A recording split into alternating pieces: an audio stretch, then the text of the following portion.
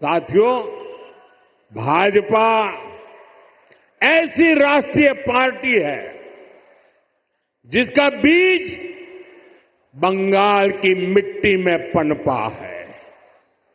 भाजपा की वैचारिक नींव को बंगाल के सपूत डॉक्टर श्यामा प्रसाद मुखर्जी ने अपने खून से सींचा है। डॉक्टर मुखर्जी ने एक देश, एक संविधान का जो सपना देखा, वही भाजपा का संकल्प बना और उसे हमने पूरा करके भी दिखाया। भाजपा बांग्ला भाषा को प्रेरणा, परंपरा और पहचान का माध्यम मानती है। भाजपा के लिए बांग्ला अस्मिता सर्वोपरि है।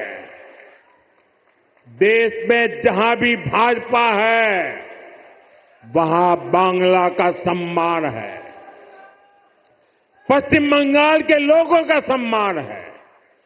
लेकिन यहां पश्चिम बंगाल में क्या हो रहा है?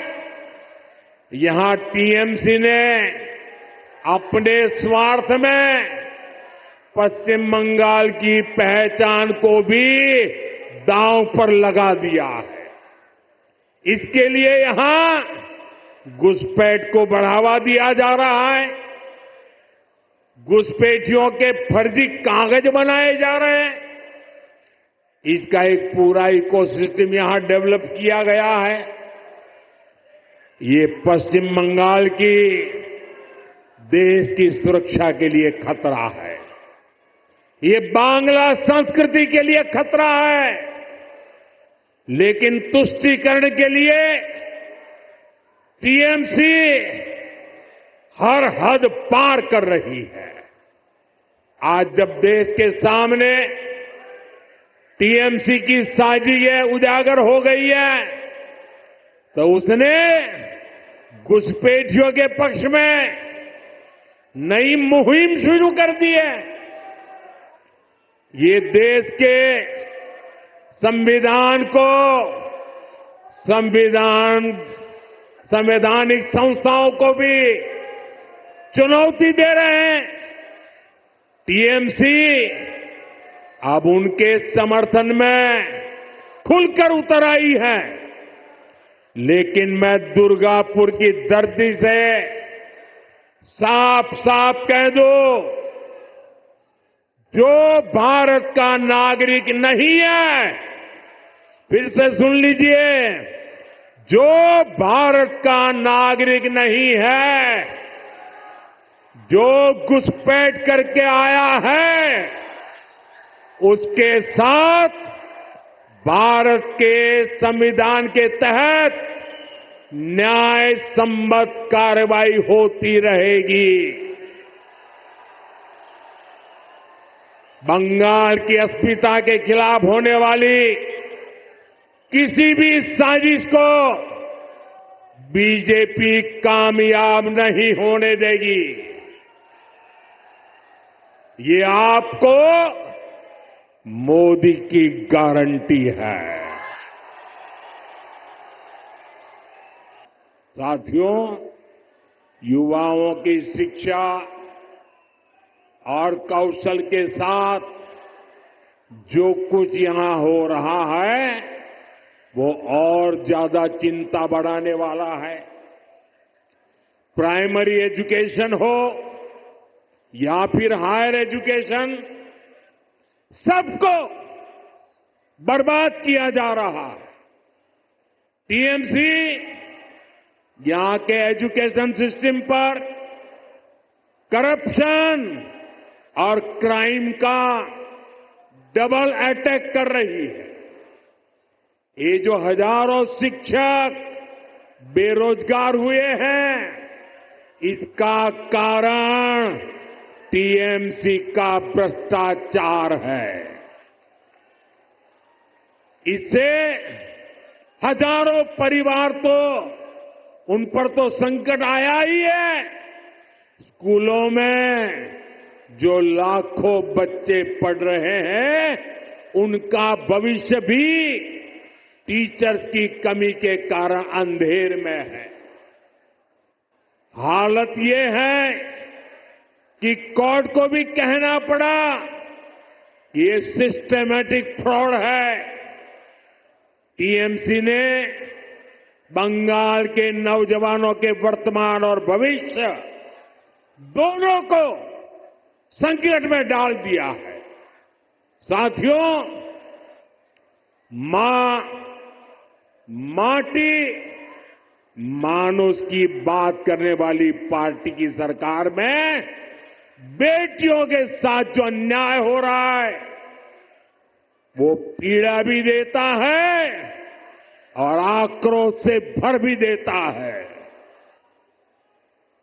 ये उस धरती पर हो रहा है जिसने कादम्बिनी गांगुली जैसी बेटी को संस्कार दिए, जो भारत की पहली वेस्टर्न मेडिसिन डॉक्टर थी। आज उनका जन्मदिन भी है, लेकिन आज पश्चिम बंगाल में अस्पताल भी बेटियों के लिए सुरक्षित नहीं है। और आप सबने देखा है, जब यहां डॉक्टर बेटी के साथ अत्याचार हुआ तो कैसे टीएमसी सरकार अपराधियों को बचाने में जुट गई। इस घटना से देश अभी बाहर निकला भी नहीं था कि एक और कॉलेज में एक बेटी के साथ भयंकर अत्याचार किया गया। इसमें भी जो आरोपी है, उनका कनेक्शन टीएमसी से निकला है।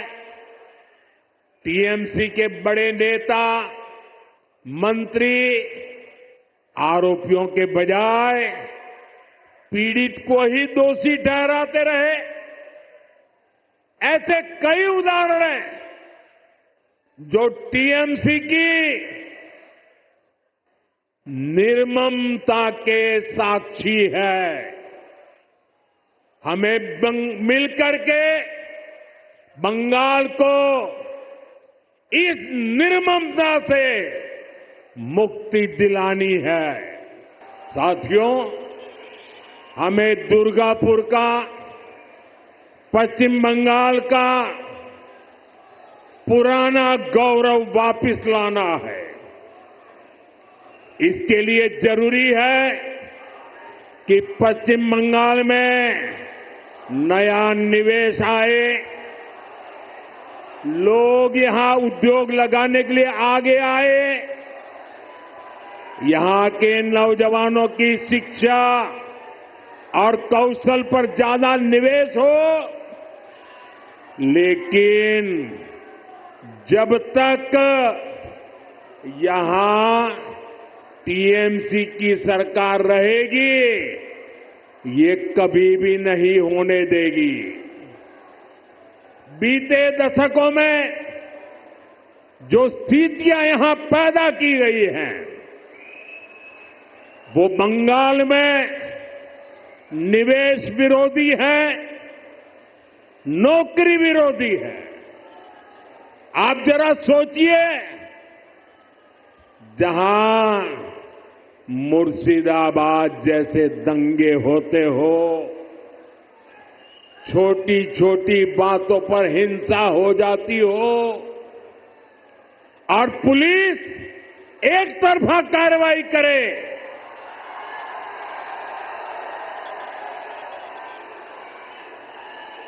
जहां न्याय की कोई उम्मीद ना हो, वहां कोई कैसे निवेश कर सकता है। यहां की राज्य सरकार लोगों की जान और उनकी दुकान की सुरक्षा नहीं कर सकती, तो निवेशकों को भी चिंता होती है। मैं जानता हूं कि पश्चिम बंगाल में जितनी संभावनाएं हैं उनको देखते हुए दुनिया भर के निवेशक यहां पैसा लगाने आना चाहेंगे, लेकिन जब वो यहां सिंडिकेट राज देखते हैं तो वे देखते हैं कि कैसे यहां उगाई होती है, बिजनेस करने वालों से पैसे मांगे जाते हैं, कैसे टीएमसी के लोग धमकाते हैं, तोड़फोड़ करने की, काम बंद करने की धमकियां देते हैं, तो वो भी डरकर भाग जाते हैं। ये जो टीएमसी का गुंडा टैक्स है, ये बंगाल में निवेश को रोकता है। यहां संसाधनों पर माफिया का कब्जा है, वो बंगाल में निवेश को रोकता है। यहां की सरकार नीतियां ही अपने नेताओं को भ्रष्टाचार की खुली छूट देने के लिए बनाती है।